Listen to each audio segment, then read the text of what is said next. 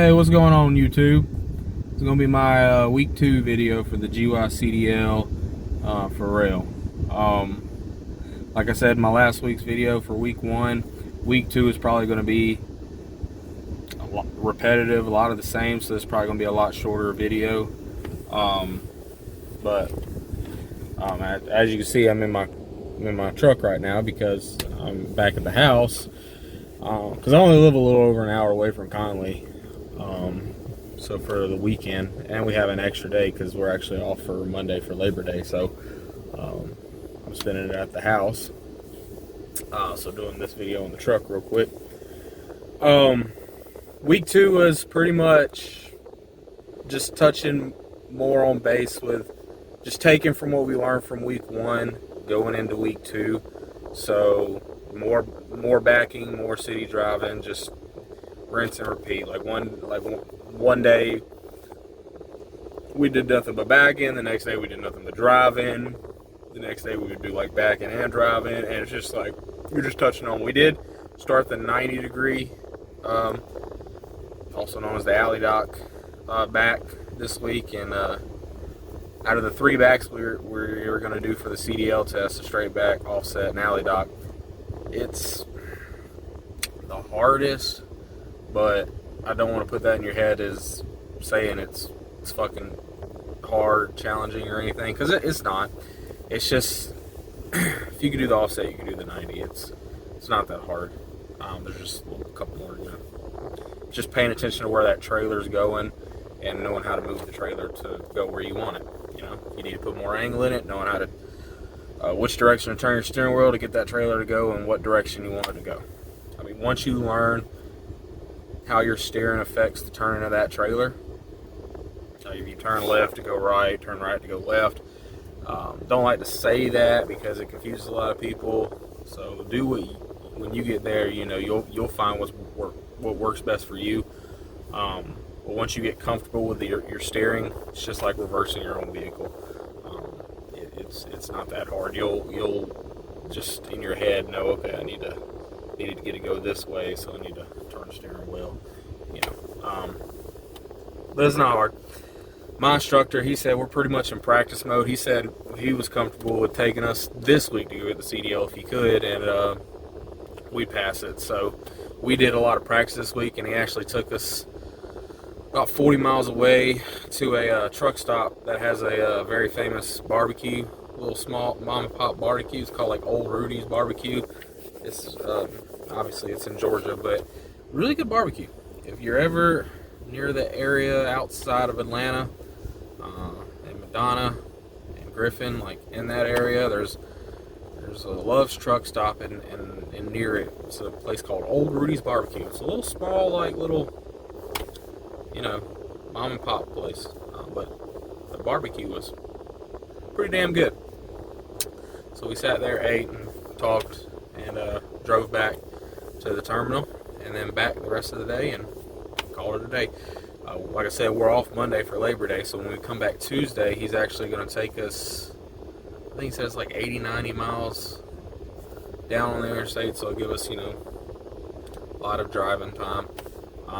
There's a huge truck stop down there. I think he said it's a Flying J or a Pilot. I don't know. It's apparently a very large truck stop, and we're actually going to start practice our backing at the truck stop.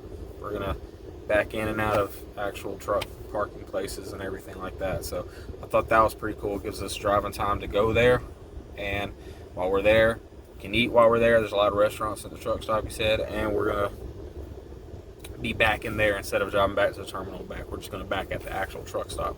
And then Wednesday, we're going to work on the test. Like, they're going to give us like a pre-test. Like, we have to go over the pre-trip with them, the in-cab, the leak and brake test. We got to do all that with them, and then we got to go over the backs with them, and then we'll go out and drive. So they're going to give us like a pre-test Wednesday, and then since I'm flatbed, Thursday the flatbedders, sorry, can't talk, wake up at got to be at the terminal at 2:30, and we're going to do a pre-trip for the vehicle, and then we're heading to Chattanooga to test out next Thursday. So test day's right around the corner, boys, and I'm ready.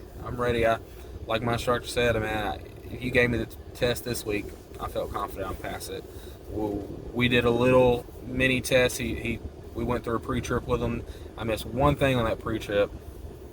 I forgot to mention one thing, which sucks because I was knocking the pre-trip out and I thought I had everything, and I missed one thing, which no big deal. Like, you can miss there's different forms of the pre-trip. He said there's 4 different things, and it's kind of a random. When the test taker, when he kind of clicks a button and it gives them which pre-trip test you'll be doing. So, you know, depending on which test you get, depends on how much you can miss and everything. But it's not like missing one thing's going to kill you. So I think there's like 91 total points, and I missed one thing, so that wasn't bad. He said, city driving, we're ready, and backing, we're ready. We're just in practice mode, so I'm pretty excited. I'm pretty ready to get this CDL exam done and over with, and then spend some home time with my family, and then go out and meet my trainer. Hopefully I have a kick-ass trainer and a really cool dude. I'm a very easy person to go along with. I don't try to talk about taboo subjects with people and everything. I'm chill. I like chill people, and I don't ever try to start drama or anything like that. So I really hope I get a good trainer, somebody who's actually going to, hey numbnuts, why are you doing this? Tell me what I'm doing wrong, help me, coach me, and hopefully I learn from that. I'm a coachable person, but I don't want somebody that's just going to sit there and not fucking pay attention to me and let me make my mistakes and not fucking say anything. Or better yet, somebody who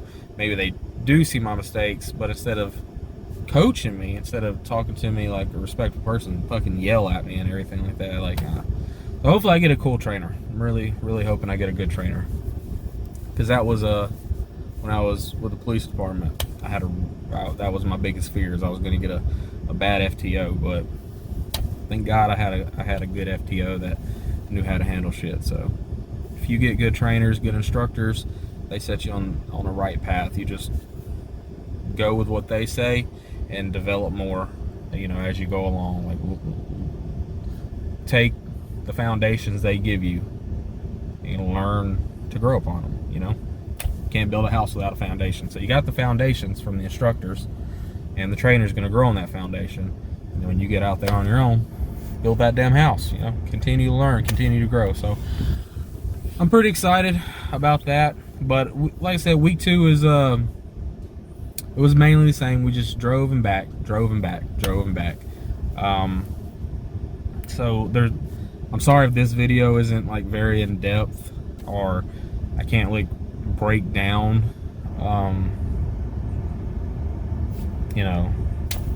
give you better details. It was a lot the same as week 1.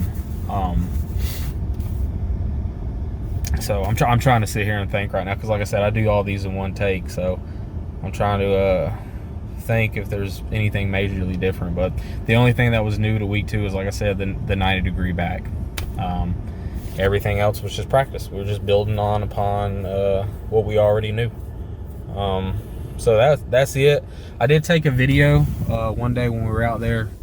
I did take a video of the backing range, the range where you practice all your backings and everything like that. I'm going to add it to the end of this video. It's very small. It's just a little gravel field attached to the end of the terminal. It's very small. It's nowhere near as big as their other terminals, like in Gary and Marshfield and Appleton. Those terminals are apparently bigger, have a lot more room.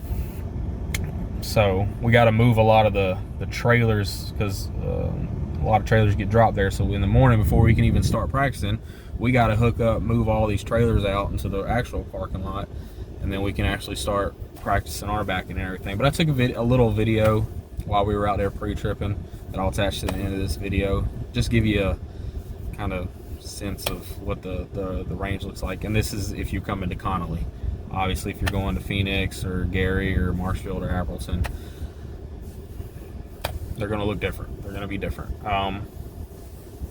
But next week I'll try to take a better video of maybe the truck or the terminal itself, or you know, I might try to take some videos here and there of everything, and obviously CDL next week. So that next week's video is going to be, I made it, yay, or I failed, boo. So hopefully it's a yay. We'll see. Till then, guys, y'all take it easy. Later. So guys, I decided that I'll put in some footage of the training yard here at Connolly and Roehl.